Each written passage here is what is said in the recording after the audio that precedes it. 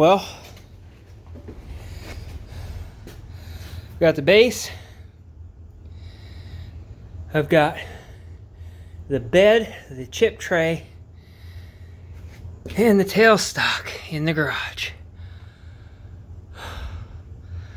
by myself. This is a serious piece of equipment. This ain't no kid's game. I'll walk you around. So, there is the lead screw, headstock,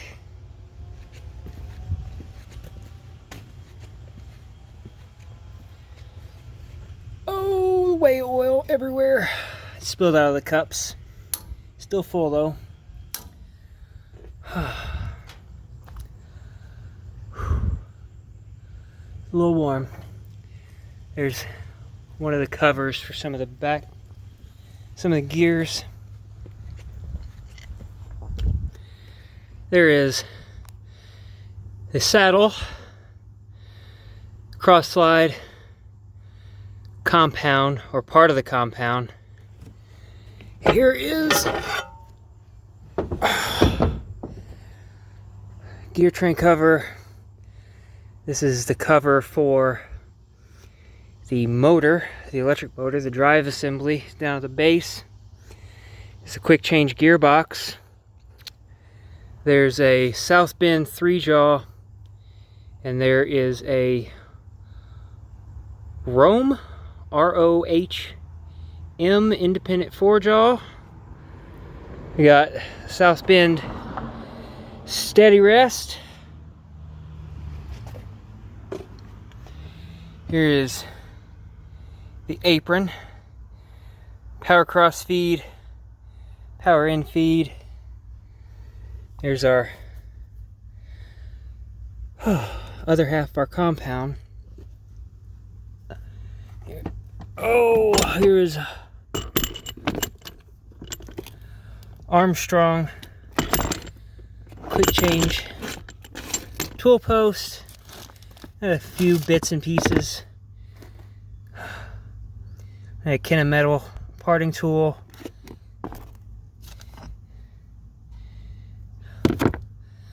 Left hand.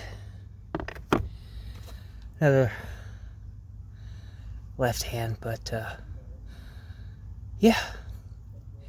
I've got a bag of another bag of tooling in here. All the South Bend stuff, the lantern style. Got forward and reverse. Here's the gear that drives. These are the gears that drive.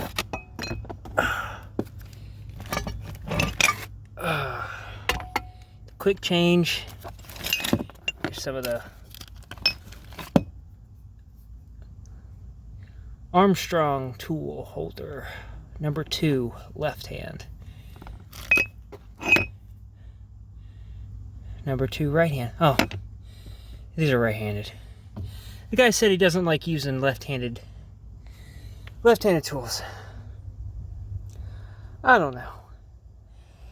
Oh, got my load binders that I didn't use.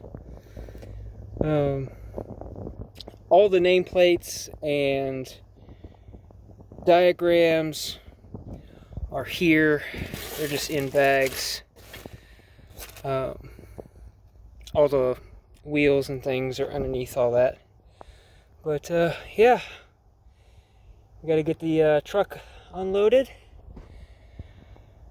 get it returned, and put the lathe together. This lathe hasn't been used very much at all. We tried to take the saddle off, and it was stuck.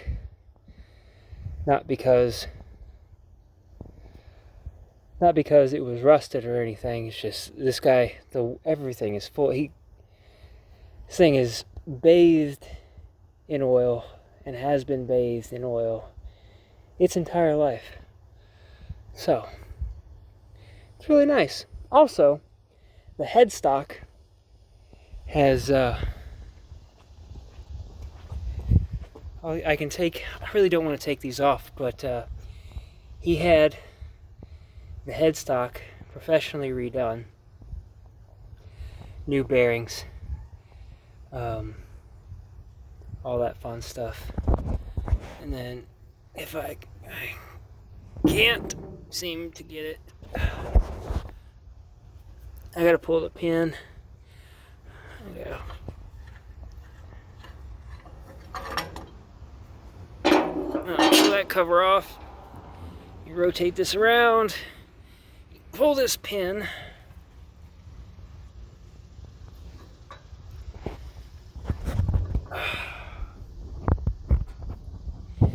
I can't do it without using both hands, but everything works. I just gotta put the thing back together. New flat belt, synthetic, no rubber, all that fun stuff. It's got a 3 horsepower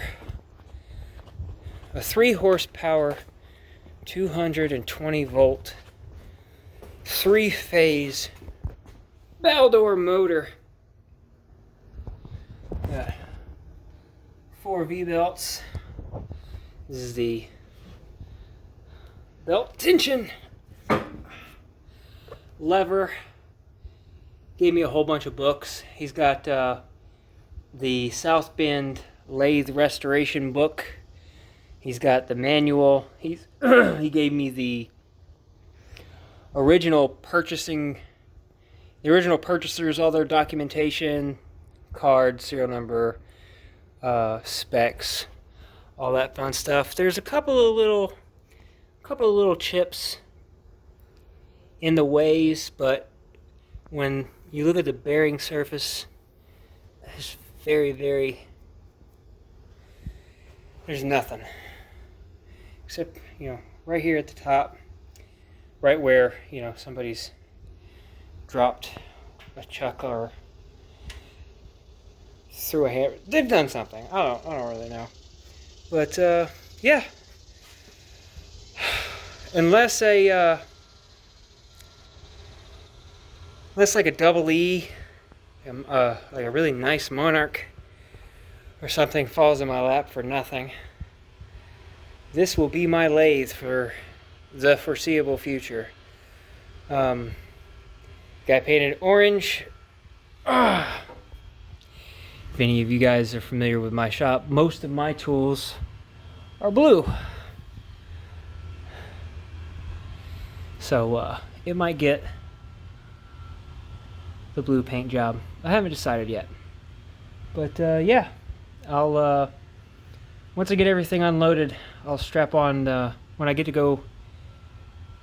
After I get back from returning the truck, I'll put the GoPro on and do a first-person view of me putting the headstock on, getting everything aligned, putting the saddle, apron, everything, getting it set up. I haven't leveled anything yet. I'm going to wait until I get everything on and tightened down and under strain before I try and do anything. But yeah. Now I've got that going on, and then this project, everything works. It's just got awful ugly and messy, and I had to rearranging the shop because everything is everywhere. I had to make room. I've got in pieces an Atlas 12 by 54, or Atlas Craftsman 12 by 54. It's complete. It's just very dirty, needs cleaning. So once I get this lathe put together, I'll get the Atlas put together, and then underneath I have, in this little section here and behind it in another cabinet, I've got a South Bend 9 Bravo lathe. It's got the long 54-inch bed. I don't have all the change gears for it. All I have is the turning gear, which, to be honest, since I have the big south bend, I don't really know if I'm going to be doing a lot of threading on the little lathe, since I have, the rigidity of the big south bend. Then, oh, my knees are popping, getting old. Here, another work in progress. I've got the Derbyshire 750 and the steel maker stand. It's just sitting there. And under here, I have all the fun little bits that came with it. They all need some serious work. This is a multi-quill tailstock, size 0. I think it's size 0. Morse tapers, but you set your depth that you want here. You'd have like your spot drill, or your center drill. Have your spot drill, your center drill the size, and then you have like your reamer set up here. You'd be on the lathe like that, and then you would actually just get your depth stop set, and then you would press on this, and it's supposed to move forward to whatever depth you set, but it's corroded and needs a lot of work. And then once you did that operation, whoop, I've cleaned that. Once you've done that operation, you click to the next quill and you push on the end, and move to the next quill, push on the end, move to the next quill. Then use your parting tool. Pull. It is a collet lathe, so you can pull more stock through. This is a god awful ugly standard, cross slide tool post, compound, all that fun stuff. It's the cutest little turret I've ever seen. It uses 5/8 tooling. I don't know where to get 5/8 tooling, but sorry about that. Playing with this phone one-handed.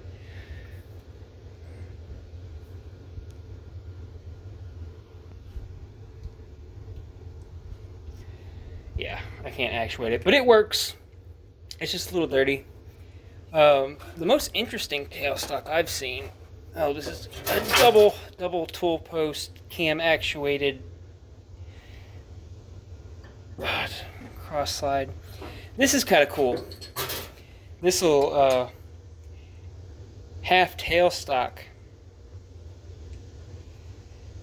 You got a number 0 Jacobs chuck, and I've got like 5 or 6 of those. So I've got 4 in here, and I've got a bunch of them in the other cabinet. But just sits on there like this. There's supposed to be a little end piece here that you push on to make but those things don't last long. And yeah, so you get your depth set or whatever you want, and then when you want to do something else,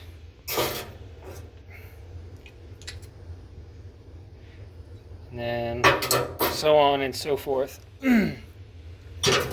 Got the drawbars for the collets. I've got 3 drawbars. Sorry, I've got one for this little tailstock.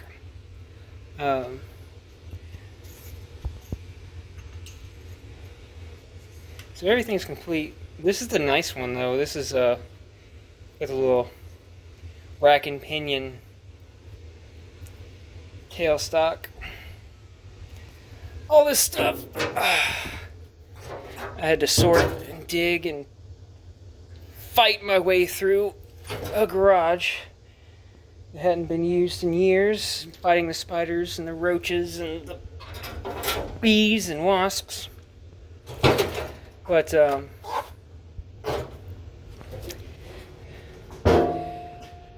there's my Atlas tailstock and my South Bend tailstock. I'm gonna have to repair